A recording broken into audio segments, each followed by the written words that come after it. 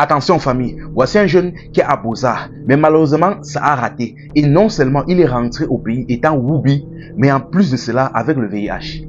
Histoire vraie, l'affaire se passe au Cameroun.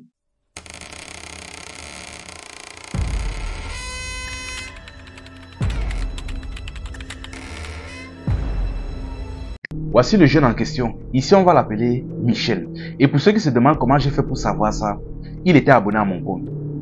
Et toi, tu attends quoi aussi pour t'abonner? Abonne-toi et like la vidéo. Ce qui se passe, c'est qu'après avoir obtenu tous ses diplômes et consorts, lui et ses amis n'arrivaient pas à s'en sortir au pays. Ils ont taclé, jonglé, fatigué, ça ne donnait pas. Bon, ils avaient des diplômes pour pouvoir travailler consort, mais le problème est que leur diplôme ne les permettait pas d'avoir un métier au pays. Comme on demande souvent à certaines personnes de bien choisir les filières avant d'aller apprendre ça. Ils ne veulent pas comprendre. Ils avaient bien les diplômes, mais pour avoir le travail qui était par rapport à les diplômes au pays, là, c'était des problèmes. Ils ont donc décidé de Beaux-Arts, d'aller à l'étranger avec les diplômes pour voir comment ça peut donner. Mais malheureusement, que ce soit par voie légale ou par voie illégale, il fallait les moyens et ils n'en avaient pas. Ils ont donc décidé d'un premier temps d'abord de se débrouiller, se battre au pays, de chercher l'argent. Ils ont donc commencé à tacler. Un premier temps, ils sont partis dans divers chantiers, ils ont commencé à travailler. Vu qu'ils n'avaient pas de compétences dans le domaine, ils faisaient un peu tout et n'importe quoi. C'est-à-dire, ils tournaient le ciment, ils tournaient le béton, ils portaient les parpaings. Enfin bref, ils étaient des soutiens là-bas, ou des larbins si vous voulez. Ils faisaient de tout. Et à la fin, on leur donnait quelque chose, en fin de journée. Lui et ses amis se sont bâtis ainsi jusqu'à la fin de l'année maintenant. Ils avaient assez pour pouvoir lancer le voyage. Ils ont donc décidé de Beaux-Arts, ils ont expliqué la situation à leur famille et ils ont récupéré les effets, ils ont lancé le chemin. Bon, la traversée peut-être Cameroun jusqu'au Tchad était plutôt facile. C'est deux pays qui sont comme ça.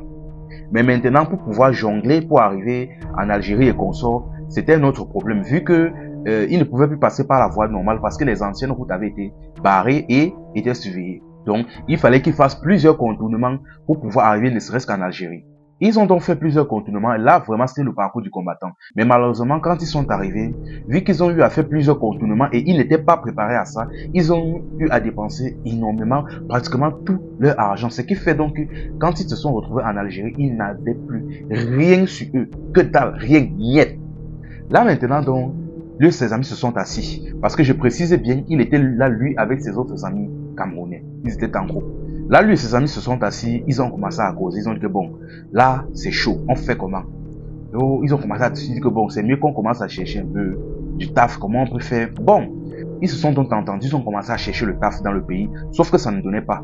Bon, vous devez savoir que un noir au Maghreb, ça ne donne pas. Il a cherché du taf fatigué, on ne l'a pas géré. Après, ils se sont encore réunis ensemble, ils ont encore posé. Ils ont dit que c'est chaud, ça ne donne pas ceci, cela, on fait comment? Finalement, ils ont donc décidé de se mettre au trottoir. Je précise bien, c'était des hommes. Ils ont décidé de se mettre au trottoir. Ils ont donc essayé. Sauf que, bien évidemment, une femme qui part voir un homme au trottoir, ça ne court pas les rues. Ils sont restés là-bas plusieurs jours, ça ne donnait pas. Là, ils ont seulement vu plutôt des hommes qui se rapprochaient un peu d'eux. Ils ont flippé. Là, ils se sont encore assis, ils ont posé que non. Franchement, les femmes qui viennent gérer les hommes au trottoir, ça ne donne pas. Un de leurs amis les a soumis dans l'idée, il a dit que bon, vu que on se met là, les femmes ne viennent pas. Et si on... Unity que je parle, vous avez déjà compris de quoi il s'agissait. Le gars dit que, pardon, on est désespérés, mais pas à ce niveau. Nous sommes désespérés, mais pas à ce niveau. On va pas quand même partir filer notre chéoul à des hommes. Ceci, cela, il dit que non. Il a discuté, montré tous ses états d'âme.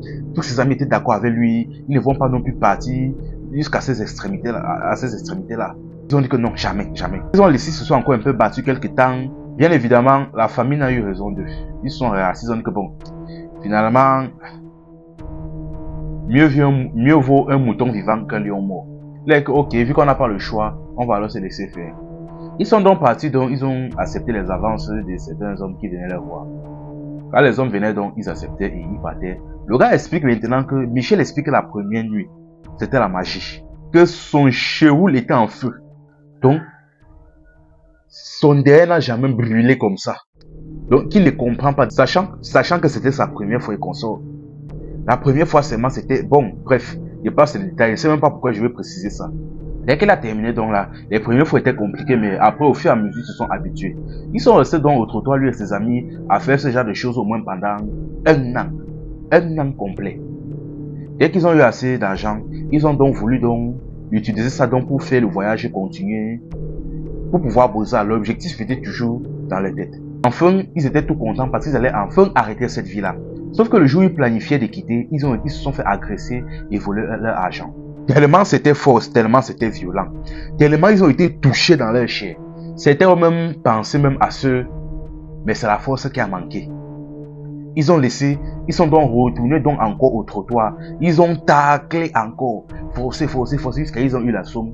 Cette fois-ci donc maintenant, par la grâce de Dieu, ils ne se sont plus fait agresser. Ils sont donc partis donc, ils ont vu un passeur, ils ont filé l'argent et le passeur les a mis sur un bateau et... Sauf que, avant de monter sur le bateau d'abord, Michel a eu un mauvais pressentiment et lui et tous ses amis ont demandé au passeur, est-ce que tu es sûr qu'il n'y aura pas une tempête, que la mer ne sera pas agitée? Il les a assurés que non, il n'y a rien. Non, il n'y a rien. La mer ne sera pas agitée. C'est calme, ne vous inquiétez pas. Je suis professionnel.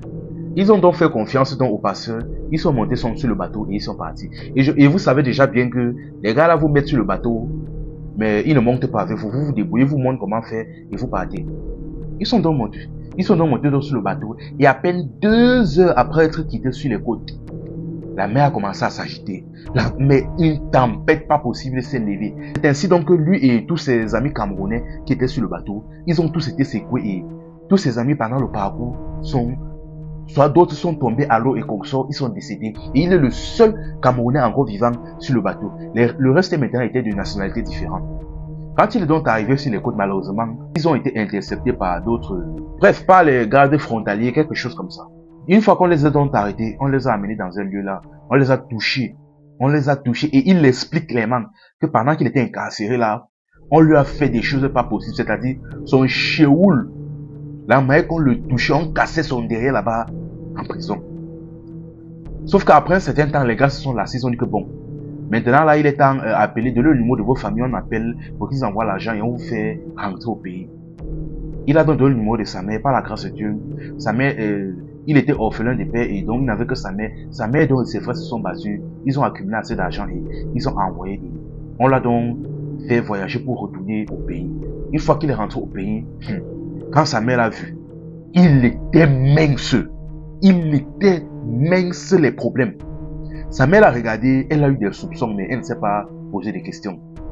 Elle a dit que ok, elle a pris, elle a amené, sauf qu'après un certain temps, le gars ne grossit pas, il est toujours mince. Là, elle a dit que non, mon fils, je ne sais pas, mais pourquoi est-ce que tu es toujours mince comme ça? Est-ce que c'est la souffrance? Est-ce que tu n'es pas malade ou est-ce que c'est plutôt la souffrance de là-bas? Lui, il n'avait pas réfléchi, il n'avait même pas pensé à ça, tellement il était habitué, mais il a dit que non, peut-être c'est la souffrance de là-bas. Mais sa mère a dit que non, ce n'est pas normal. Parce que depuis là, même la petite, je ne sais pas, ce n'est pas normal. Il dit que fais-moi confiance, je suis ta mère. Va à l'hôpital faire un examen. Il a dit que, ah, ok. Il est donc parti donc, le jour qu'on suivi donc, il est parti donc faire un examen à l'hôpital.